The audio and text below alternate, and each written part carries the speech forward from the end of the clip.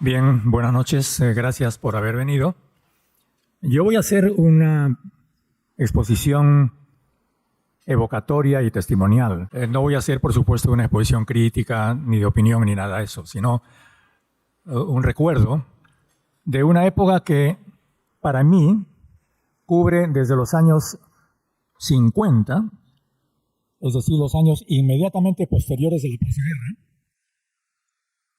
incluso podría decir desde el año 45, que es el gobierno breve y agitado de José Luis Bustamante Rivero, que es derrocado el año 48, hasta 1965-66, que es la derrota de la guerrilla, porque creo que desde cierto punto de vista es un solo proceso, porque en él vamos a ver unas 2 o 3 generaciones de literatos, narradores y poetas a los que yo voy a hacer alusión. Cuando, después de la Guerra Mundial,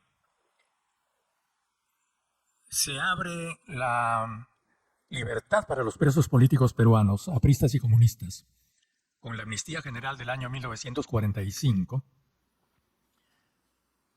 todos sabemos que hay un periodo muy agitado de enfrentamiento entre la oligarquía peruana civilista. En esa época todavía estaban los últimos ecos del Partido Civil, el APRA y el Partido Comunista. El APRA era un gran movimiento popular y dentro del APRA había un grupo de poetas que eran los poetas del pueblo. Entre esos poetas podemos mencionar a Guillermo Carnero Jock, a Gustavo Valcárcel, fundamentalmente,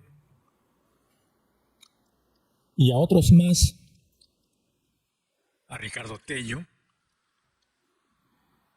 y en una segunda generación inmediata, ya no ligada de la misma manera que los anteriores al APRA, que era denominado Partido del Pueblo, y por tanto estos eran los poetas del pueblo, encontraremos ya por los años 50 a Alejandro Romualdo y Juan Gonzalo Rose. Juan Gonzalo también aprista en sus años de juventud. La denominación de poetas del pueblo no era casual, eran los poetas del pueblo, es decir, hacían recitales ante grandes grupos de personas. No puedo decir multitudes, no era necesariamente ese el caso, pero sí a públicos que bordeaban las 200 y 300 personas, con una poesía sonora de un gran contenido social y que, por supuesto, no era la poesía de la vida cotidiana, sino una poesía de discurso, digamos. Y eso caracterizó especialmente a Gustavo Valcárcel y a Guillermo Carnero Jock, y también, de alguna manera, a Alejandro Romualdo. Pero luego entraría una segunda generación en la que ya vamos a encontrar una poesía más dialogal. Y estas dos generaciones las encontramos aquí en esta foto, tomada ya por los años 50, en la casa de Gustavo Valcárcel. Alberto Hidalgo, Francisco Bendezú, Juan Gonzalo, Alejandro Romualdo, Gustavo Valcárcel, César Calvo,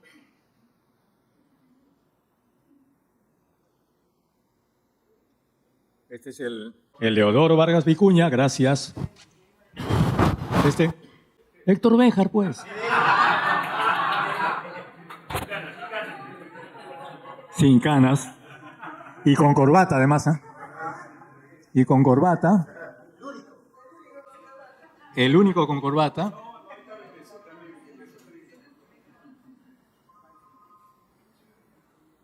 Esto es allá por los años 50, en la casa de Gustavo Valcárcel.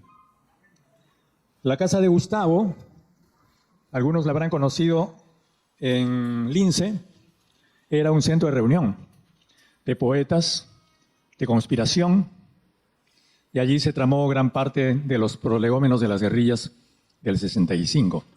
Estamos hablando de un periodo que viene desde el retorno de Gustavo, del exilio, el año 1955-56, hasta el año 1966, que ya es la derrota de la guerrilla, la prisión de los guerrilleros, la muerte, etcétera, etcétera, etcétera. Por esta casa pasaron muchas gentes, entre ellos, de los más recordados, Juan Pablo Chan. Y Gustavo, como les dije al comienzo, venía desde el 45. Los años 45 habían sido teñidos por dos tendencias muy fuertes, llenas de acontecimientos terribles: el crimen Graña y la revolución de la marinería aprista y la marina, no solamente la marinería, del 3 de octubre de 1948. Ricardo Tello formó parte de los grupos de esa revolución, y de alguna manera Gustavo también, aunque no directamente. Guillermo Carnero Hock formó parte de la redacción de La Tribuna aprista, y todos ellos, el año 1948, con el golpe de Odría, el 27 de octubre, salen al exilio a México. Y entonces en México se encuentra un grupo grande. Además de los ya mencionados, se encuentran con Luis de la Puente, también deportado, y con Ernesto Guevara. Entonces, ese periodo entre 1948 y 1956, en que Gustavo estuvo también en Guatemala, no se conocieron con el Che en Guatemala, pero sí en México. Ya cuando ellos regresan, el año 56, 55, ya había todo un ambiente conspirativo, que se haría el encuentro con los jóvenes de aquella época. Y bueno, como ustedes saben, no necesito decirlo, Alberto Hidalgo pertenece también a otra promoción y a otro periplo que tiene que ver con su exilio en Argentina, con su renuncia escandalosa, con una carta terrible contra ella La Torre. Y yo recuerdo que la vez que con Gustavo y un grupo de jóvenes llevamos a Alberto Hidalgo a presentarlo en un recital en San Marcos, tuvimos que salir por los techos, perseguidos por los apristas. Bueno, entonces, esta es otra foto que también dice mucho de aquella época. Una vez más, Eleodoro, César Calvo, Francisco Bendezú, esta era mi esposa, Ana María Miranda, este soy yo, siempre con corbata, no sé por qué. Alberto Hidalgo, Violeta, Gustavo Alcárcel hijo, Gustavo, Arturo Corcuera, Alejandro Romualdo mirando al techo, en una pose mística, diría yo.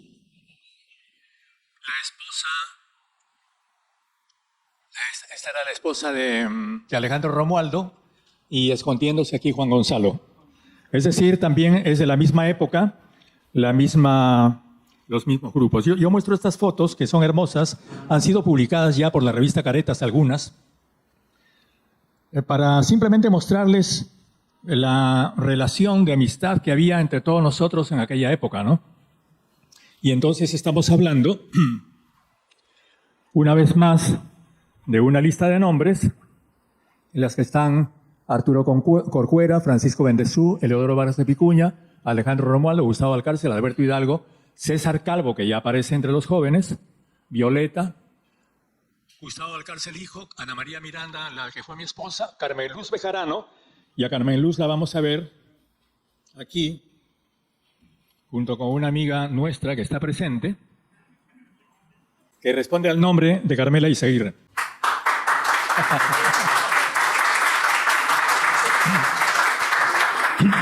Este grupo, esta foto, corresponde probablemente a Trujillo, ¿no? Trujillo, Carmela, ¿no es cierto? Ya no te acuerdas, ¿ya? Ya, Trujillo. Y aquí están José Hidalgo, César Calvo, Marco Antonio Corcuera, Ya está Javier Heró, Ricardo Espinosa, Arturo Corcuera, Livio Gómez, Mario Raceto, un poeta llamado Paredes, cuyo nombre total no recuerdo, Carmen Luz, Carmela y Antonio Sores, el hermano de el gran pintor y dibujante Lorenzo Sores. Ya esta foto es de 1961, es decir, estamos hablando de unos 4 o 5 años después. Unos 4 o 5 años después.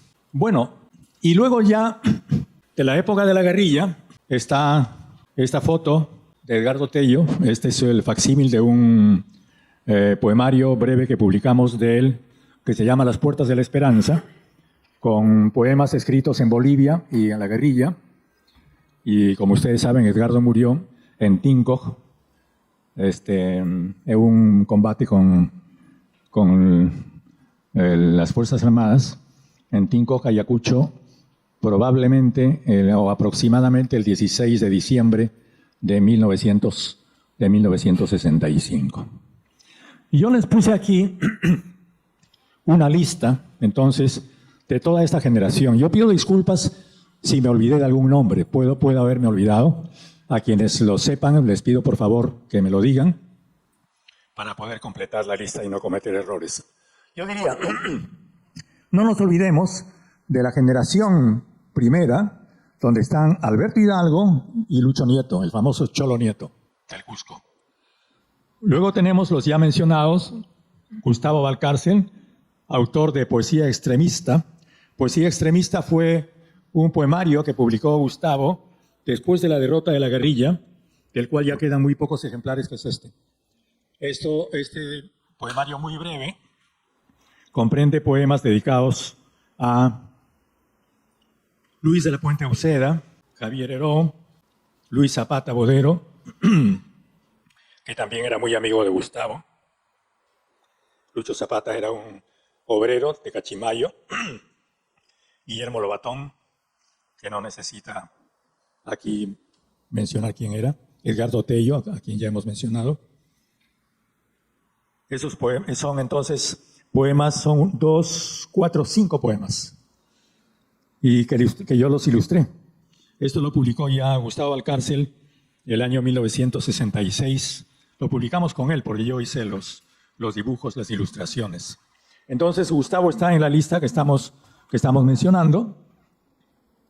Luego también el ya mencionado Guillermo Carnero Joc.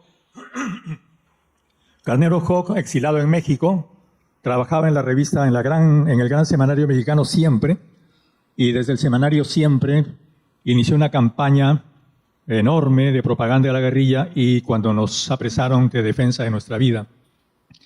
Y cada vez que yo menciono cada uno de estos nombres lo hago para, si no pude agradecérselo en vida, agradecérselo por lo menos ahora, porque fue una enorme solidaridad las que ellos tuvieron con todos nosotros, que era no solamente solidaridad literaria o poética, sino humana, que se manifestó en miles de hechos que no puedo mencionar ahora.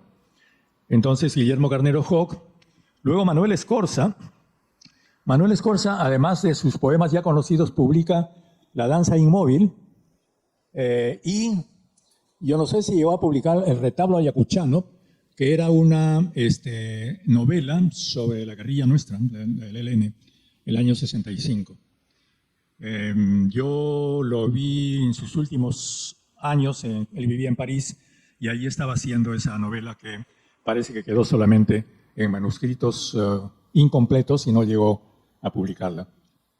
Luego ya tenemos pues, a Juan Gonzalo Rose y Alejandro Romualdo, en la generación del 50, y luego ya en la generación del 60, como dije, Arturo Corcuera, Reinaldo Naranjo, Carmen Luz Bejarano, los poetas que murieron en la guerrilla, Edgardo Tello y Javier Heró, y los que participaron en momentos diversos. Hay un momento preliminar de los jóvenes becados, que fueron uno de los grupos que después desembocó en la guerrilla, donde estaban Edgardo Tello, Javier Heró, y donde estaba también Rodolfo Inostroza, pero Rodolfo fue de los chicos en aquella época que no siguieron la instrucción militar, se quedó en Cuba. Después se fue de Cuba, ya ha pasado varios años y estuvo en el Perú. Maoc, Marco Antonio Olivera, estuvo hasta Bolivia y ahora vive en Alemania. Pedro Morote estuvo en Bolivia, ahora vive en el Perú, es un abogado. Mario Rosseto murió. Jorge Coco Salazar Cabana, él escribió un par de novelas, una sobre la guerrilla, y bueno, murió hace tiempo. Publicó un libro con Alain Elías que se llama Piensan que estamos muertos. Luego Tulio Mora, que ya pertenece a un grupo que siguió al grupo nuestro y recibió entrenamiento militar en Cuba, pero no llegó a estar en la guerrilla. Y luego tenemos a los poetas del MIR. No puedo mencionar muchos porque no conozco mucho el movimiento del MIR, pero sí a José Pardo del Arco, Juan Cristóbal. Y a los poetas que apoyaron a la guerrilla, está Hildebrando Pérez, no sé si ha venido o está por ahí Hildebrando, pero Hildebrando también fue un hombre que estuvo muy al lado nuestro permanentemente antes, durante la guerrilla y después, y desarrolló una militancia arriesgada, permanente.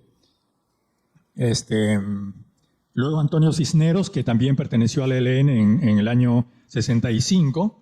César Calvo, también en la misma época, 65-66. Y José Rosas Ribeiro, que es de una época inmediatamente posterior. Entonces, yo voy a mencionar los nombres de ellos, pero además haciendo algunas referencias a cada uno, porque creo que algunos de ellos han dejado algunos poemas que son paradigmáticos, diría yo, como por ejemplo el de Antonio Cisneros, que publica en canto ceremonial contra un oso hormiguero, que se llama Crónica de Chapi. Yo lo he transcrito aquí. Como el grabado no está muy grande, me voy a permitir leerlo, no para recitarlo ni declamarlo, por favor, no se asuste, sino para analizarlo, porque creo que es muy interesante que analicemos este poema, porque demuestra hasta qué punto Antonio Cisneros estaba muy compenetrado en lo que andábamos haciendo nosotros por aquella época. El poema Crónica de Chapi es del año 1965, es decir, es escrito durante el mismo año de la guerrilla del ELN y está dedicado a Washington Delgado. Y empieza diciendo: Oronjoy, aquí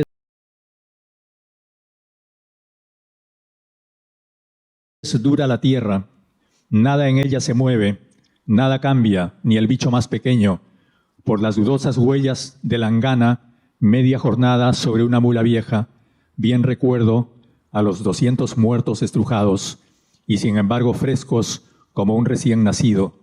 Oronjoy, la tierra permanece repetida, blanca y repetida, hasta las últimas montañas. Oronjoy son todavía unas alturas que quedaban en la zona en que nosotros operábamos, y en Oronjoy vivía una comunidad de las denominadas en aquella época comunidades cautivas. En aquella época habían en el territorio peruano las comunidades indígenas libres y las comunidades cautivas. Las comunidades libres eran las que ya tenían un cierto reconocimiento, y si bien es cierto que vivían en permanente conflicto con las haciendas, con los latifundistas y gamolales, finalmente tenían límites que tenían que defender constantemente.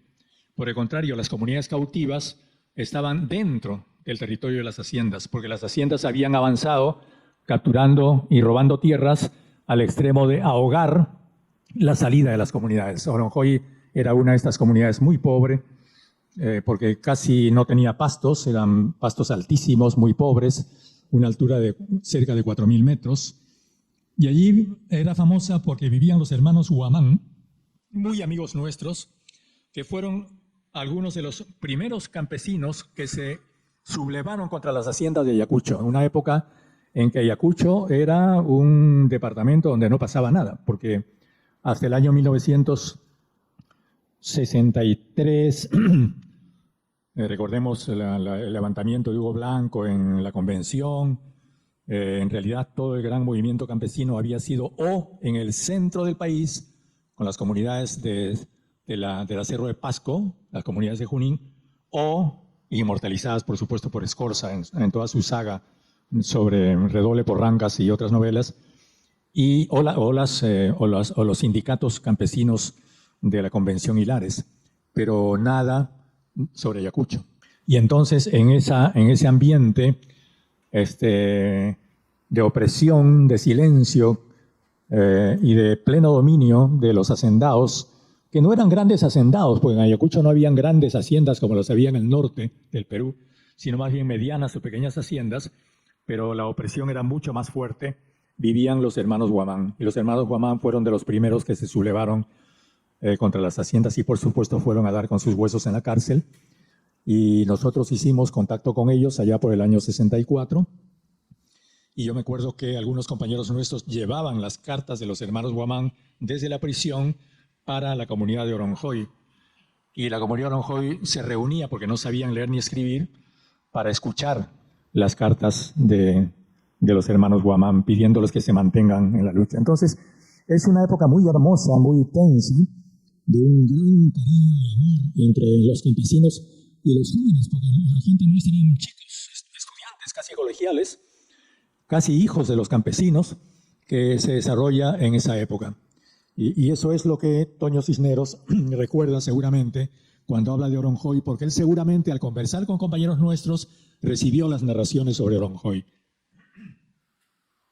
Y luego dice, detrás de ellas, detrás de esas últimas montañas, el aire pesa más que un ahogado, y abajo, entre las ramas barbudas y calientes, Héctor, Ciro, Daniel, experto en huellas, Edgardo el Viejo, el que dudó 3 días, Samuel, llamado el Burro, y Mariano, y Ramiro, el callado marcial, todos los duros, los de la rabia entera.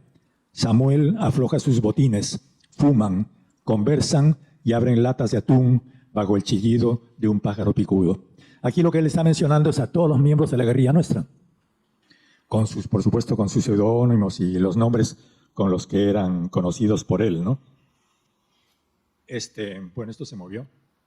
Siempre este bosque que me recuerda el mar con sus colinas, sus inmóviles olas y su luz, diferente a la de todos los soles conocidos, aún ignoro las costumbres del viento y de las aguas.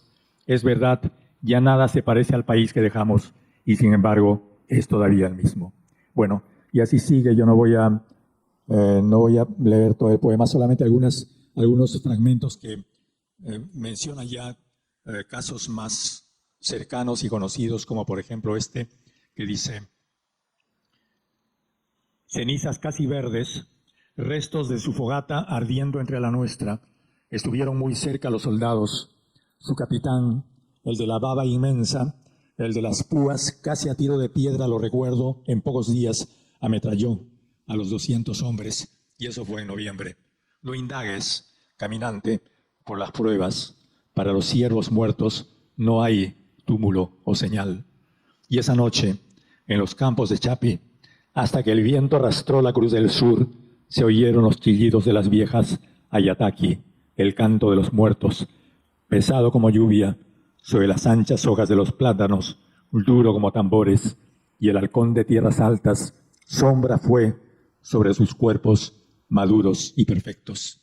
En Chapi, distrito de la Mar, donde en septiembre, don Gonzalo Carrillo, quien gustaba moler a sus peones en un trapiche viejo, fue juzgado y muerto por los muertos. Aquí él está aludiendo a todos los acontecimientos que cubren el encuentro de un grupo nuestro con los asentados de Chapi y luego toda una serie de acontecimientos que van a terminar con la liquidación de la guerrilla nuestra y la matanza de la mayor parte de los campesinos. Cuando él habla de las hojas de plátano, está hablando ya de la selva, porque la matanza contra los nuestros y contra los campesinos que nos apoyaban, donde no se dejó piedra sobre piedra y donde se quemó poblados íntegros de campesinos, se desarrolló no en la sierra, sino en la selva, porque la comunidad de Chungui, que nos apoyaba, tenía sus territorios que terminaban en la selva, ¿no?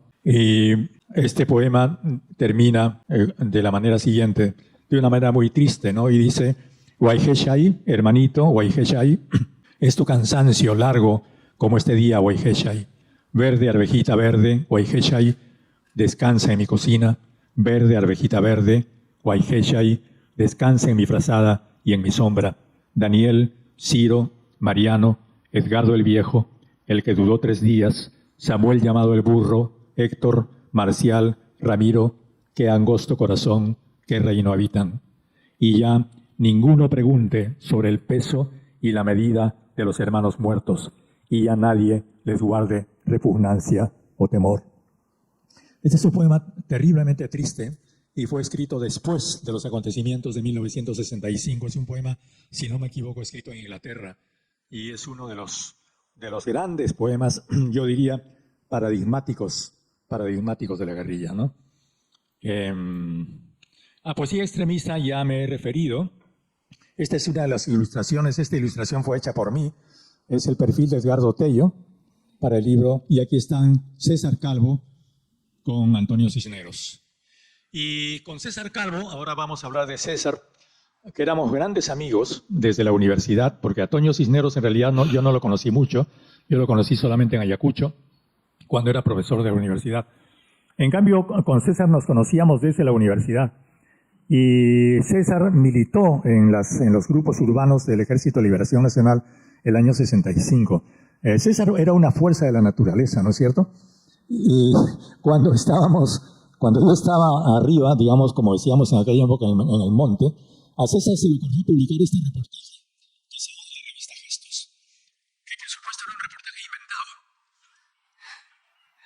Es el reportaje al último guerrillero. Se supone que es un reportaje a mí. Las fotos sí son reales, las habíamos tomado con Alain Elías y las guardábamos para un momento preciso en que debían ser publicadas, que por supuesto no era el momento en que las publicó César. Y ahí en la revista Gestos aparece esta gran entrevista, doble página, que se llama Reportaje al último guerrillero, donde aparezco yo entrevistado por alguien de la revista que se supone que es César. Bueno, pues y a César también pertenece otro de los grandes poemas. A ver, una ayudita por acá, para poder minimizar esto. ¿Pueden minimizar esto? Y abrimos el poema de César, ¿eh? Diario de campaña. César Calvo publicó varios poemas sobre la guerrilla. Pero él no solamente se limitó a publicar poemas, sino participó en los grupos urbanos, en todos los grupos clandestinos. Y este es su diario de campaña, publicado, si no me equivoco, en un poemario que fue publicado después en los años 70 con el nombre de Pedestal para Nadie. Es un poema que me voy a permitir leer en algunos fragmentos de César Calvo. Se llama Diario de campaña. Detrás de nuestros actos, como una piel de voluntad sin tregua, somos nuestros propios antepasados. No hay roca que no sea memoria de nosotros. No hay trigo ni lamento que no hayamos sembrado o desgajado. Sobre estos mismos campos, donde otros derramaron las lunas de su sangre y se alzaron los látigos y nadie dijo nada, caminamos.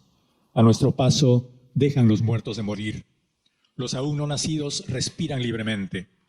Después de aquella vida que en la ciudad vivimos como una muerte a medias, esta otra que avanza sobre el hilo de los disparos en la noche, alta en el corazón, nos reconforta.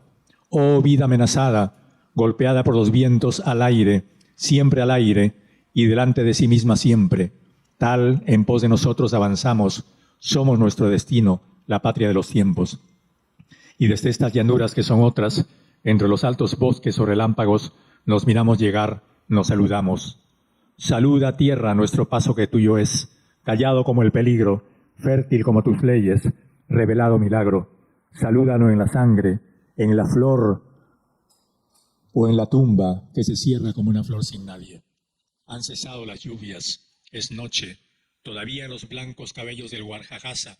Aquí nuevamente César alude a uno de los lugares de la guerrilla. El Guarjajasa era una gran cumbre que se interponía entre un lugar que se llamaba Retama, que era el último punto al que llegaba la carretera, había que subir unas 6 o 7 horas hacia arriba, se pasaba el Guarjajasa y del Guarjajasa se bajaba hacia Chungui, que estaba ya a unos 3.000 metros a mitad de la cordillera, ¿no?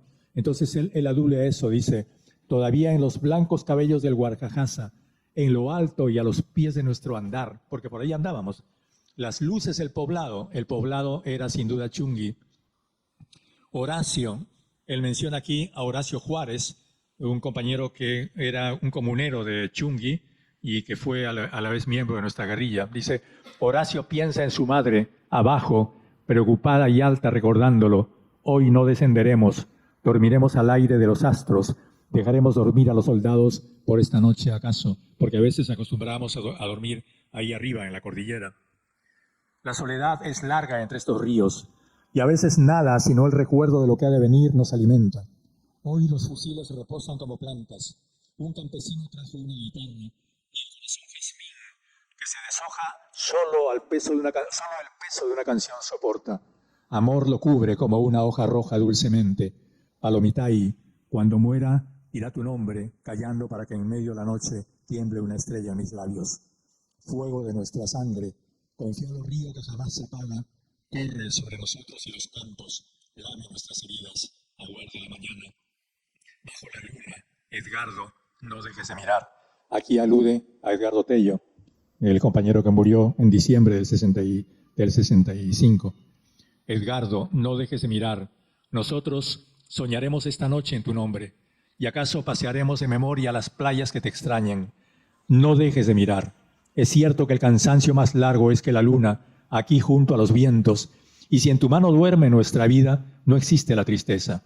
No existe la tristeza, ni el agobio acaricia tus ojos encendidos. Edgardo, centinela.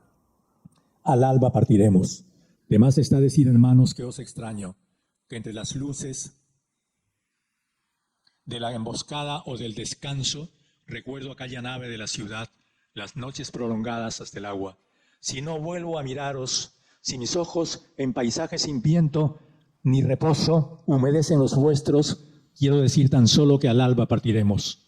Otra vez el pecho húmedo de los bosques, declinaremos nuestra frente, teñiremos de lluvia nuestras manos lavadas por la sangre. Sea mañana el júbilo en nosotros, nunca el odio florezca bajo nuestros pasos. Él aquí se está refiriendo a la vida cotidiana, a la guerrilla, cuando caminabas al alba, ¿no es cierto? Y en las cumbres de las montañas. Sean mañana lejos los tañidos del corazón. Las lluvias, no los ojos, apaguen nuestro sueño, nuestro rostro. Sacharajay, otra vez Sacharajay. Luna de arena es Sacharajay, recuérdanos. Negra sea tu luz para los otros que lamen nuestra huella, y que al volver no falte nadie entre los que dejamos, nadie entre los que encenderte regresemos. Pinos crueles de este ajeno invierno, haremos una hoguera con tus huesos, danzaremos bajo el árbol puro de la sangre. Oh tierra de la vida, única eterna, recibe nuestra sangre, guárdala entre las horas que se abrirán mañana, alimenta con ella las flores, la alegría. Entonces, desde mi punto de vista, estos dos poemas, el poema de Toño Cisneros, Crónica del Chapi, y el poema de César Calvos sobre Sacharajay, son los poemas paradigmáticos. Okay. Son los poemas paradigmáticos de la guerrilla, pero César Calvo no se conformaba con eso. Aparte de todas las diabluras y las travesuras que hacía, porque era, como les digo, alguien incontrolable, hizo algunos poemas que, como hacen los grandes artistas o los grandes pintores, también me parece que en Pedestal para Nadie está este poema que se llama Palabras para un ciego. Yo lo voy a leer y vamos a ver si ustedes toman atención o pueden ver el texto y notan algo extraño en el verso, ¿sí? En los versos.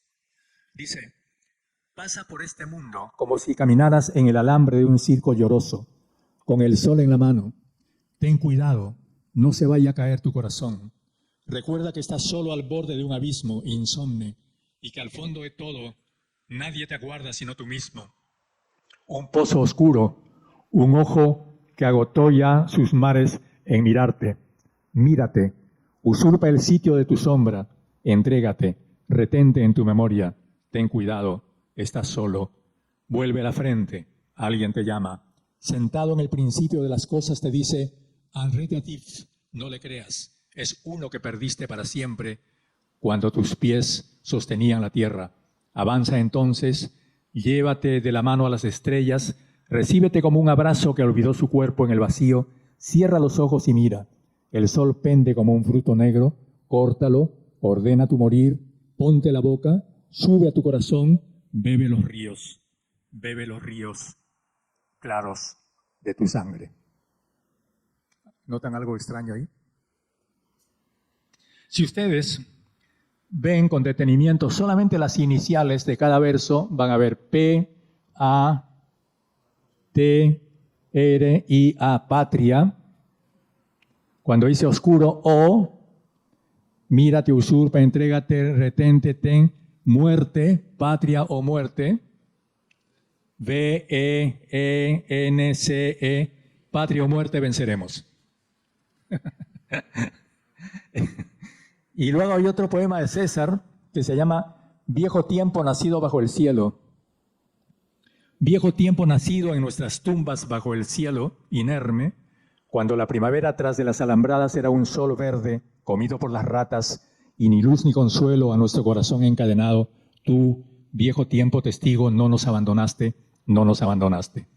Largos fueron los días que atestados llevaban a la muerte, como trenes o largos como filas de piojos, sangre del árbol negro, la negra noche de Auschwitz, girando como trompo en la mano de Amán.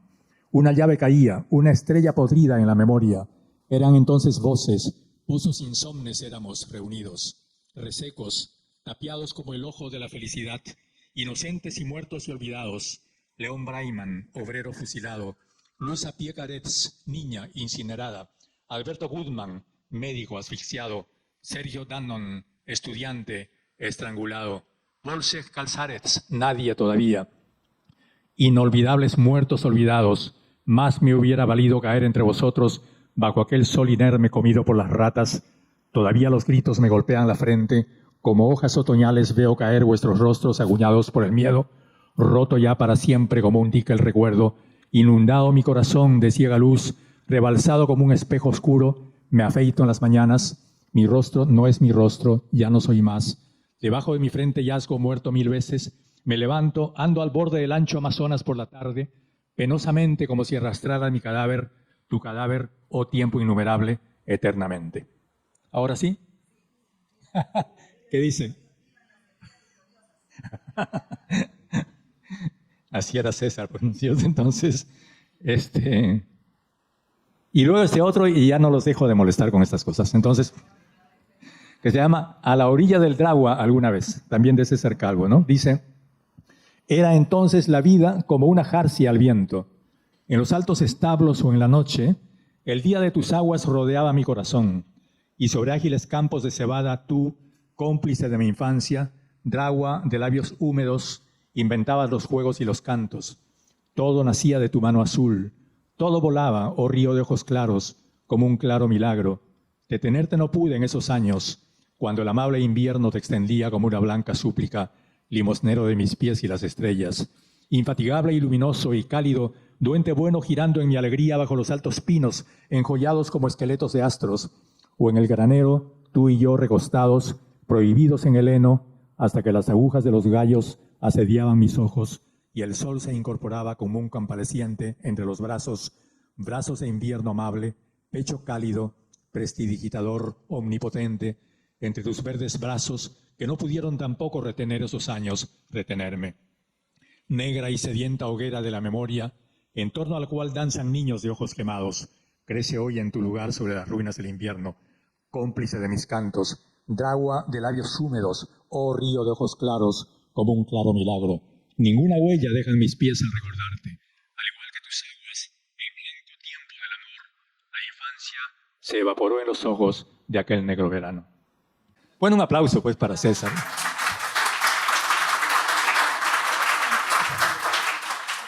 Entonces, estas cosas las hacía César Calvo y claro, ustedes dirán, ¿por qué no menciono a Javier Heró? La verdad es que casi no lo menciono porque sobre él se ha hablado muchísimo, Cualquier cosa que diga yo sobre él sería como que repetir algo que ya se ha dicho, y más bien lo que quiero es, siempre por supuesto recordando con gran amor la imagen y el recuerdo de Javier, más bien dirigirme al recuerdo de otros compañeros, ¿no? Ya podemos seguir con esto, ¿no? A ver. Entonces también quisiera yo,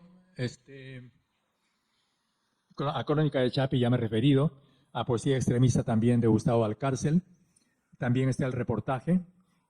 Y aquí tenemos, este es un volante de la manifestación que hubo por Hugo Blanco, la famosa manifestación de solidaridad con el Perú el 10 de abril de 1967 en la Mutualité de París. En ese momento es cuando prácticamente todos los intelectuales franceses se solidarizan con la guerrilla, pero ya era 1966, y entre ellos, por supuesto, como narradores relacionados con la guerrilla no podemos mencionar a Mario Vargas Llosa, que fue el que hizo el discurso principal junto con Jean-Paul Sartre en aquel famoso meeting de la Mutualité. Y como ustedes verán aquí en este volante está precisamente mencionado todo esto. Yo de aquí no lo puedo ver bien, pero ¿no es cierto? Me parece que ahí está, claro, pero no está el nombre de Mario Vargas ahí. Aquí está, claro. Daniel Mayé, presidente de la Liga de Derechos del Hombre, Simón de Beauvoir, Yves Juppin, Jean-Paul Sartre, Mario Vargas Llosa. Ahí está, ¿no es cierto? Bueno, supongo que Mario también guardará entre sus recuerdos, así como yo, este volante, ¿no?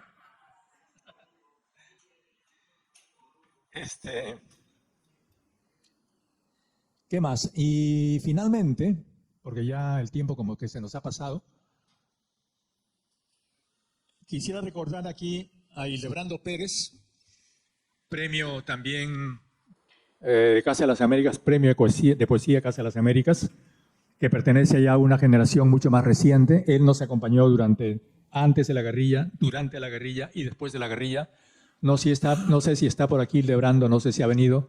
En todo caso, ya sea que esté presente o en ausencia, yo quiero agradecerle porque arriesgando su vida y su libertad, él mantuvo comunicación entre quienes estábamos presos, los compañeros que estaban conspirando o organizando la guerrilla en la ciudad y los que lo estaban haciendo en el campo. Y sobre todo los últimos días dramáticos con el Che en Bolivia, porque como ustedes saben, el Ejército de Liberación Nacional estableció una relación y la había tenido prácticamente desde el comienzo, desde su nacimiento con el Che y la gente del Che en Cuba, y por eso es que 3 peruanos, Lucio Galván, Cabrera y Juan Pablo Chang, mueren con el Che en la guerrilla. Gran parte de esa comunicación la mantenían Chang e Hildebrando, y Julio Dañino también, que todavía vive, pero que no está aquí en Lima. Entonces, pero Hildebrando era también poeta. Y él publicaba una especie de revista poética volante de solamente una página que aparecía clandestinamente en la peor época de la persecución y que se llamaba Territorio Encendido. Y en Territorio Encendido, que era mimeografiado y clandestino y de solo una página, salieron 7 números desde 1966. En algunos yo escribía, mandaba textos desde la prisión. Esta publicación la hacía Hildebrando por encargo de Juan Pablo Chang, y Territorio Encendido, de cuyos números desgraciadamente no he podido guardar ninguno, publicó en sus números homenajes a Turcios Lima, el compañero guatemalteco que murió, a Camilo Torres, el que murió en Colombia, y obviamente a nuestro Edgardo Tello, y un saludo al Ejército de Liberación de Bolivia, cuando allí estaban el Che, Juan Pablo Chang y otros compañeros, ¿no? Hildebrando tiene también un poema en clave, como se acostumbraba en esa época, que yo no sé si voy a poder leer, sí creo que se puede leer, que es muy breve, ¿no? Que dice: Elena, es el tiempo quien sacude las hojas de tu nombre en mi memoria, compañera, y en virtud de la lluvia que una tarde de marzo me legaras, ardiendo, permanezco. Elena es el Helene, por supuesto. Bueno, ¿qué más? Y después ya tenemos la última generación, la generación mucho más reciente. Tenemos que recordar bueno, en el caso de Hildebrando también tengo que recordar la revista Piélago, esta revista mimeografiada, que también salía en aquella época, que era una revista de poesía, y que fue la primera que publicó un homenaje a Javier Heró, porque, según me cuenta Hildebrando, en los primeros días, cuando se conoce la muerte de Javier Heró, había mucho temor, y nadie se atrevía a publicar nada sobre Javier. Y en ese ambiente ellos publicaron, en diciembre de 1963, esta revista, con homenajes a Javier de Pablo Neruda, Elvio Romero, Fayad Jamis, Jorge Heró, Alberto Hidalgo, Magda Portal, Washington Delgado, Alejandro Romualdo, Gustavo Valcárcel, Carlos Germán Belli, Julio Ramón Ribeiro, Mario Vargas Llosa, Arturo Corcuera, César Calvo, Tomás Gustavo Escajadillo, Felipe Sanguinetti, Hermógenes Janampa Vallejo, Juan Cristóbal, Juan Ojeda, Hildebrando Pérez y Nazario Ruiz. También tenemos que recordar la revista que publicaba José Rosas Ribeiro, que se llamaba Estación Reunida, y la novela publicada en Lima, que se llama País sin nombre, ¿no? En que José Rosas Ribeiro cuenta que en una de las marchas de entrenamiento por los desiertos fuera de Lima fue sentenciado a muerte por un acto de indisciplina. Por supuesto que esa sentencia no se cumplió, pero eso demuestra que ya en esa época también había todavía, por los años 66, se pensaba continuar las guerrillas en Lima. Bueno, vendría ya después la muerte del Che y todo cambiaría. Bueno, queridos amigos y queridas amigas, esto es todo lo que he podido traerles. Si seguimos hablando, de repente podemos extendernos de la hora. Más bien, yo quisiera terminar aquí para poder conversar con ustedes y responder a las preguntas o las observaciones, las modificaciones o las correcciones que por allí ustedes quieran hacerme. Te agradeceré muchísimo. Muchas gracias.